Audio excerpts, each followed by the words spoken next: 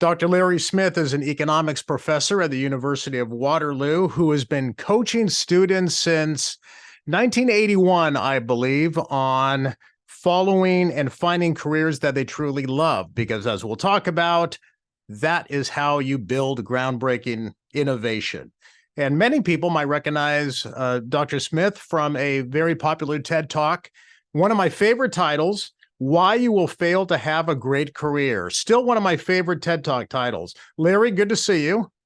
Good to see you, Carmine. Your TED Talk was characterized as funny and blunt. Those trying to have good careers are going to fail because really good jobs are now disappearing. There are great jobs and great careers, and then there are the high workload, high stress, blood-sucking, soul-destroying kinds of jobs, and practically nothing in between. So the people looking for good jobs are going to fail. Is that the way your friends talk about you behind your back? Oh, there's Larry. Oh, funny and blunt. They say that to my face, never mind behind my back, Carmine. So I'm afraid, yes, I feel this powerful obligation when talking to students, especially the young, to make sure that I'm telling them the truth, and there are hard truths in the world, and they need to hear about them to guard them against danger. Larry, you had a statement once, great careers are driven by the innovations that arise from passion. Love the quote, great careers are driven by the innovations that arise from passion. Sounds good. Do you still believe it? Absolutely. Absolutely. And if anything should persuade people that they are going to have careers they're passionately interested in and create innovations based on that passion, that they identify problems that are critically important to them because they care about them. There's the passion. And they care about them so much they want to fix them. Because in the world we're moving in, is it not clear that if all you can do is just do derivative work, then artificial intelligence is going to do it for you? As the future unfolds, now the evidence should be clear to anybody who has half a brain in their head that routine work is going to be done by the machines. And the only question is, how fast will the machines take non-human, non-routine work away? And that's an uncertain. All you know is that routine work is going to slowly erode or quickly erode. Who knows? But the truth is, if you're 20 today and you're going to just be a toolkit user, then you're going to be faster than any computer that's about to be built over the next decades. That's ridiculous. Mm-hmm. Yeah. Because the point of being an innovator means you have the tool. By the way, the innovator still needs a toolkit. He can't be but ignorant about how to solve problems. But when he's given a problem, he's got to take the toolkit and add a piece to it. Yeah. He's got to use the tool in a different way, or has to morph the tool himself. He has to actually become, what most people do not like, Carmine, is become a tool maker. Is your suggestion that those type of innovators are the ones who feel truly passionate, or, for lack of a better word, have a calling to that field, rather than someone who just got into it because they know there's money to be made there and they like the job title and the job security? Well, isn't that logical, right? I mean, not to everybody, Larry. To me, I understand it, but not to everybody. It's certainly not obvious to many people making bad choices. Totally agree. But to me, if you think about it, how could that not be the case? Yeah. Again, if we just talk about the poor plumbers, but I would make the same argument for an engineer. If all you're doing is attracted to it by money, then by definition, all the problems you encounter are like obstacles to your money. I want a decent income. Fine, there's nothing wrong with that aspiration. By the way, we all need a decent income. So fine, you want a decent income, and you're going to be a problem solver. Okay, that much most people understand. So I have to solve plumbing problems, electrical problems, engineering problems, whatever, accounting problems. Well, except of course, if it's just for the money, you get no satisfaction from solving the problem except your paycheck. Yeah. Now here's a problem that's unusual, and your toolkit doesn't quite work. You're not trained in making your own tools. Mm-hmm.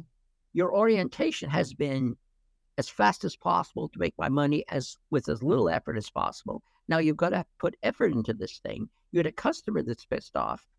You have not been trained how to do it.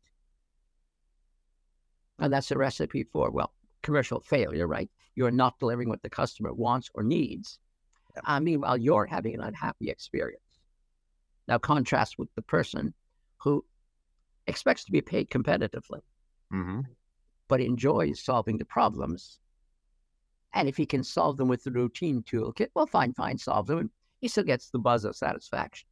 But then if it's a really peculiar problem, that gets even better for the person who cares about solving that kind of problem, because now he can try the tool in a different way. Maybe if I use this wrench as a hammer, it will work.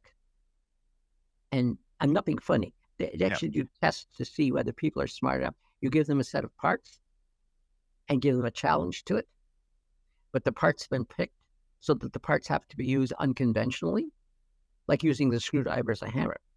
Yeah. And someone says, "Yo, I can't do this because I need a hammer." You got a screwdriver, use the end of it, the business end, and you can make it a hammer. But you see, if someone thinks, "Where's the hammer?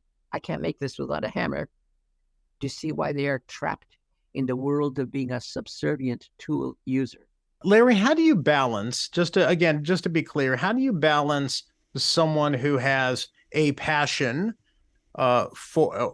passion by definition is an enthusiasm for something, or a keen interest in something, or an event or experience that brings them satisfaction.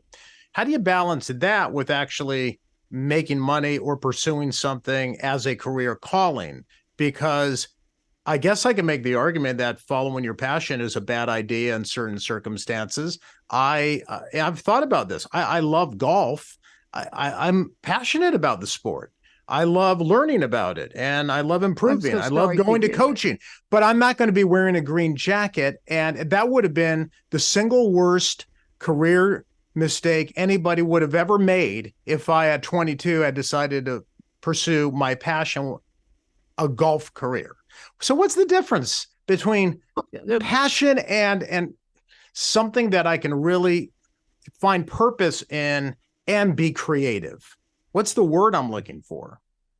Oh, well, again, you draw attention to a really important issue. First, when we talk about passion, we are not saying it's the only ingredient of a great career. It's essential, but not sufficient. It's the old essential. And, you need certain things to be successful. You have to have this one, but just having that one does not mean success.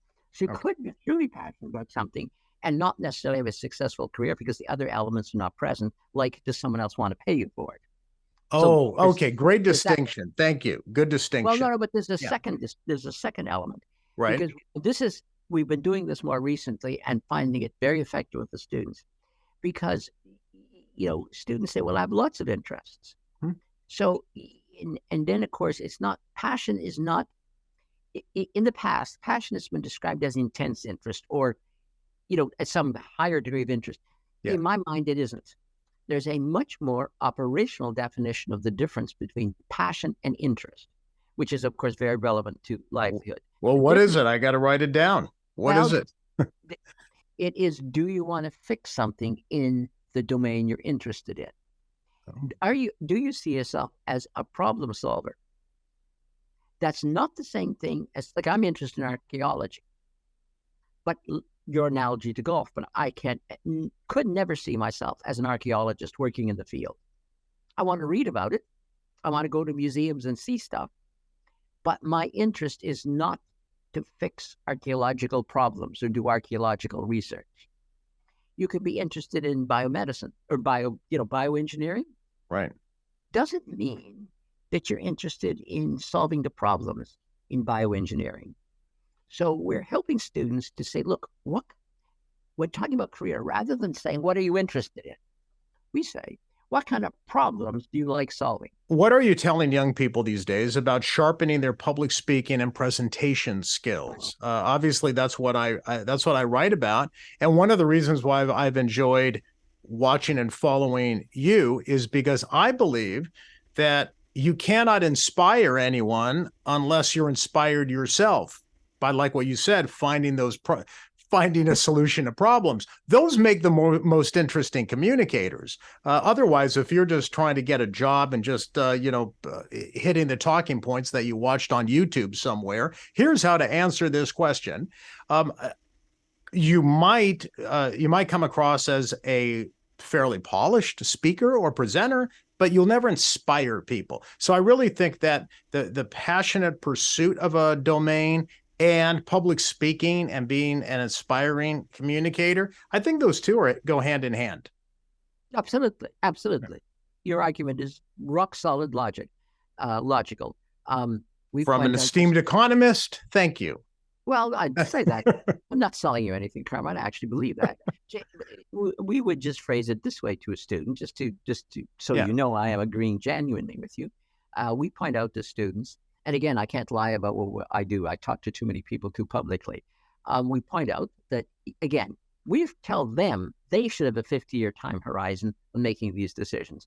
I'm going to take that time horizon when talking to you. So you should have, of course, assumed that that's what you were doing anyway. So that's the first thing I would say. So then I want to say this. I do say this to them.